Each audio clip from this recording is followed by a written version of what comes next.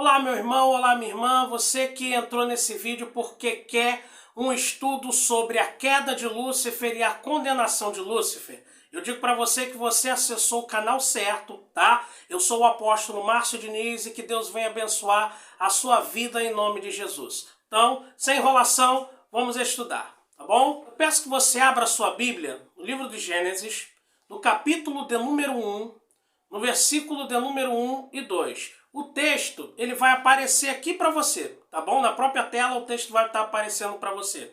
O texto diz assim: no princípio criou Deus os céus e a terra era sem forma e vazia, e havia trevas sobre a face do abismo, e o Espírito de Deus pairava ou se movia sobre a face das águas. E disse Deus: haja luz, e houve luz. Agora eu quero fazer com você uma consideração, tá? Quero que você... Na realidade eu vou te fazer uma pergunta. Deus criou a terra para ser sem forma e vazia? Seja sincero. Você acha que Deus criou o nosso universo, os céus, a terra, a estrela, tudo? Deus criou os planetas para serem sem forma e vazio? Eu posso ser muito sincero com você em lhe dar a minha resposta. A minha resposta é que não. E analisando a Bíblia Sagrada, eu vou entender uma coisa. Sabe o que eu vou entender? Tá? No livro do profeta Isaías, aqui no capítulo de número 45, a partir do versículo de número 18, tá? E o texto vai aparecer para você aqui na tela. O texto diz assim: porque assim diz o Senhor Deus, que tem criado os céus, o Deus que formou a terra, e a fez, ele a confirmou, não a criou para ser sem forma e vazia, mas a formou para que fosse habitada. Eu sou o Senhor e não há outro. Então, peraí. O texto bíblico de Isaías está dizendo o seguinte, que Deus ele criou e formou a terra não para ser sem forma e vazia, mas para que ela fosse habitada. Então, quando eu pego o livro do Gênesis, no capítulo de número 1, no versículo de número 1, que o texto diz que no princípio criou Deus os céus e a terra, e no versículo de número 2, já diz que a terra, que Deus acabara de criar, ou que Deus criou, está sem forma e vazia, alguma coisa tem. Alguma coisa aconteceu para que aqui no verso de número 2, a terra esteja nesse momento sem forma e vazia. Sem forma e vazia. Alguma coisa aconteceu. E foi justamente isso que aconteceu. Sabe o quê? A rebelião de Lúcifer. Aconteceu a guerra nos céus, a batalha nos céus. E aí o que aconteceu? Lúcifer foi derrotado.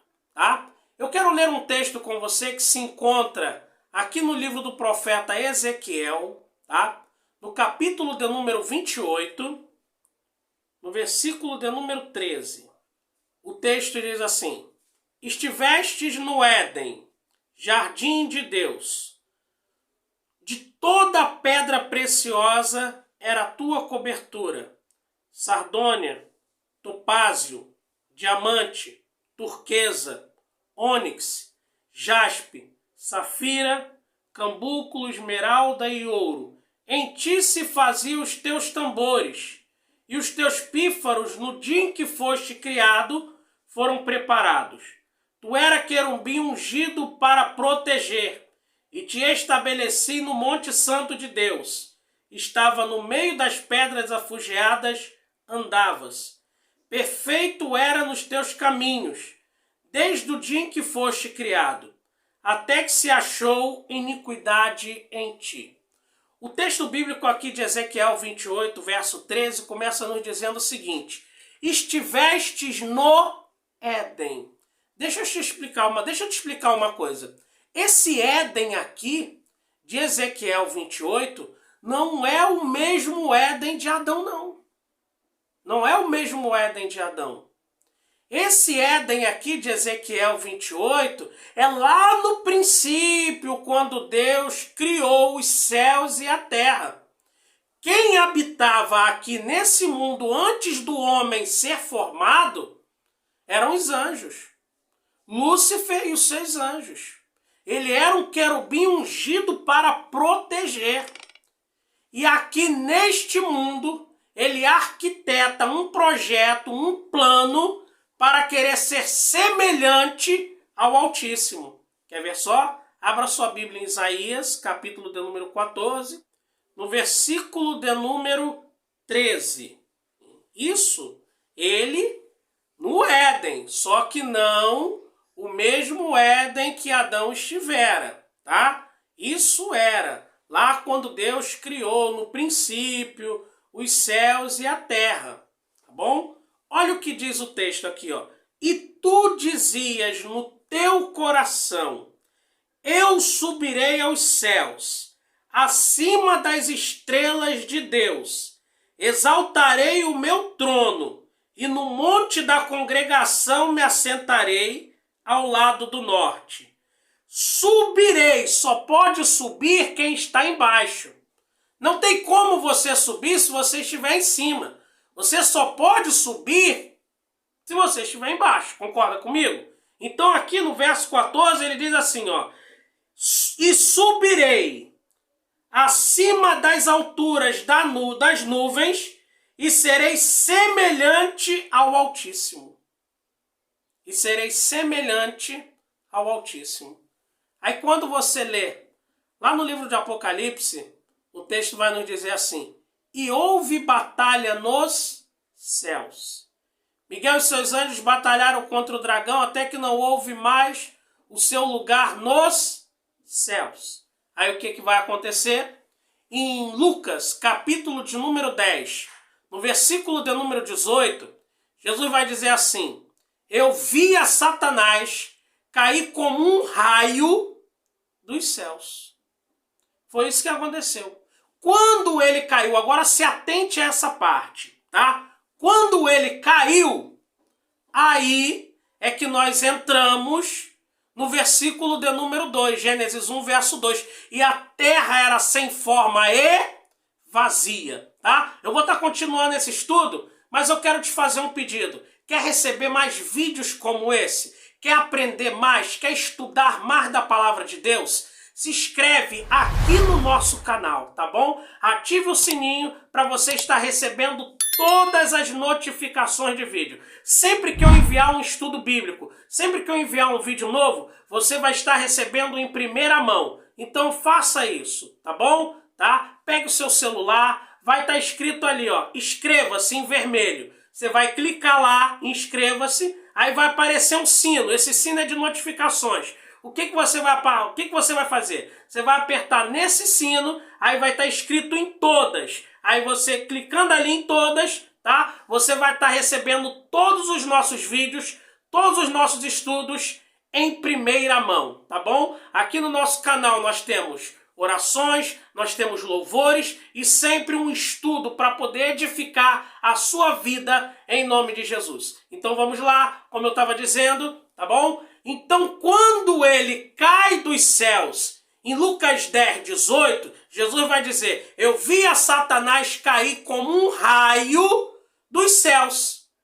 Quando ele cai, o que acontece? A partir daquele momento, a Bíblia vai nos dizer que a terra ela fica sem forma e vazia. Havia trevas sobre a face do abismo e o Espírito de Deus pairava sobre a face das águas. E disse Deus: haja luz, e houve luz. E aí você com certeza conhece o texto bíblico, você conhece a história, você vai ver que Deus agora vai refazer todas as coisas, e no sexto dia ele vai formar o homem do pó da terra, vai soprar sobre a sua narina o fôlego de vida, que é o seu espírito, tá bom? Ali Deus vai colocar ele para poder comandar aquele jardim, e Lúcifer vai estar ali. Lúcifer vai estar ali.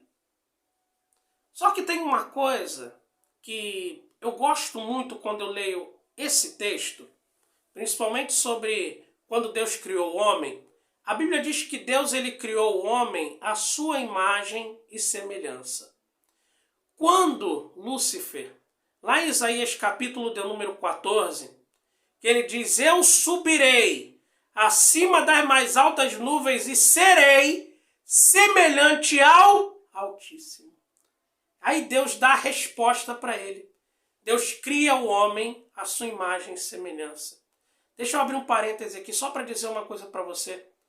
Os demônios, eles nos odeiam, sabe por quê? Não é porque a gente é bonito, ou porque é feio, ou porque é cheio de Deus, ou não é, não. Não é isso. Deus odeia o ser humano porque ele foi criado à imagem e semelhança de Deus. E o que o diabo quer a cada dia é que o homem seja a imagem e semelhança dele. E nós sabemos que ele é um derrotado. Pela palavra de Deus, ele é um derrotado.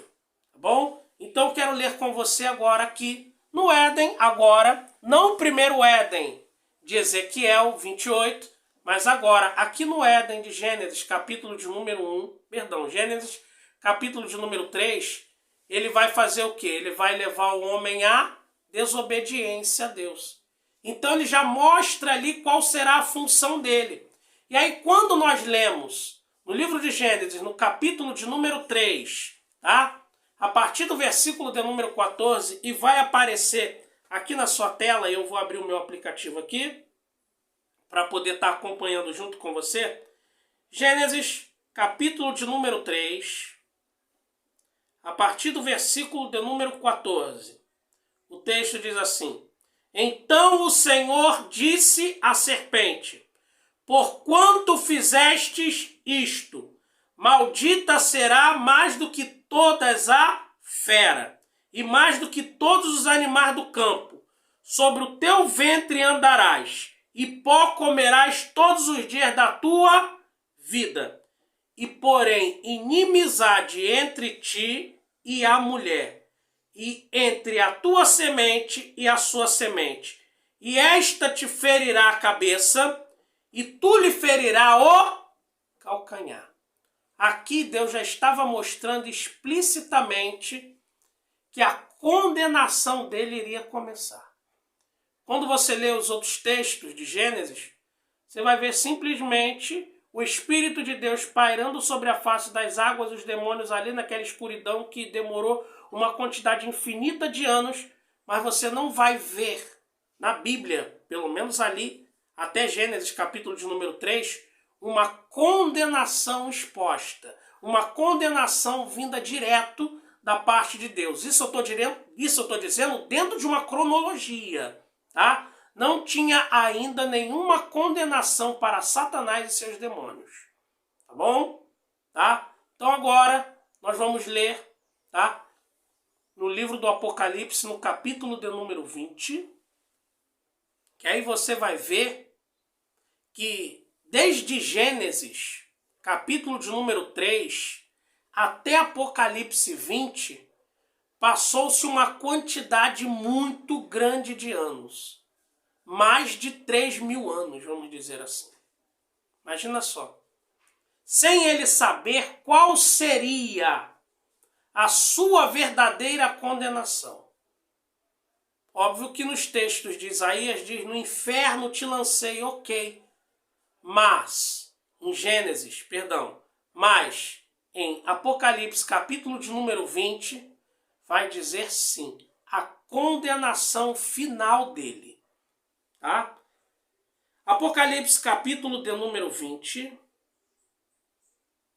Eu quero ler com você, por isso que eu estou lendo aqui. Tá? Apocalipse, capítulo de número 20. No versículo de número 1. Vai dizer assim, deixa eu só frisar uma coisa com você. Aqui esse texto, tá? A igreja já foi arrebatada, tá bom? Os salvos em Cristo Jesus já estão na última dispensação, que é a dispensação milenial, que é a dispensação do milênio, quando os salvos irão reinar com Cristo durante 1000 anos, tá? Nesse texto de Apocalipse, capítulo de número 20, a tribulação aqui já acabou, tá? Agora nós vamos ter 1000 anos para poder reinar com Cristo. Cristo vai reinar sobre as nações e nós vamos reinar com ele, tá? E o que vai acontecer com Satanás e seus demônios? Eles serão presos durante os 1000 anos. Olha o que o texto diz aqui, ó. Apocalipse 20, verso 1. E vi descer do céu um anjo que tinha a chave do abismo e uma grande cadeia na sua mão. Ele prendeu o dragão, a antiga serpente, que é o diabo e Satanás, e amarrou por 1000 anos, e o lançou no abismo, e ali o encerrou, e pôs selo sobre ele, para que não mais engane as nações, até que os 1000 anos se acabem. E depois disto, importa que seja solto por um pouco espaço de tempo. Então, durante 1000 anos, ele vai ficar preso. Nós, os fiéis, iremos reinar com Cristo durante esse período de 1000 anos. E aí, ao terminar esse período de 1000 anos, o que vai acontecer? Aí ele será solto. E aqui, eu vou ler novamente com você, Apocalipse 20, verso 7, o texto vai dizer assim: e acabando-se os 1000 anos, Satanás será solto da sua prisão e sairá a enganar as nações que estão sobre os 4 cantos da terra. Gog e Magog é o nome da guerra, cujo número é como a areia do mar, para se juntar em batalha. Sabe qual vai ser o primeiro ato dele?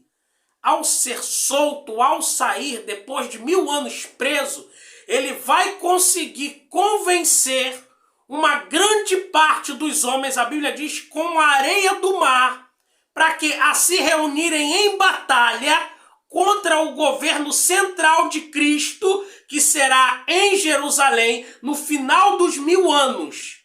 E aí, a Bíblia ensina que ele será derrotado.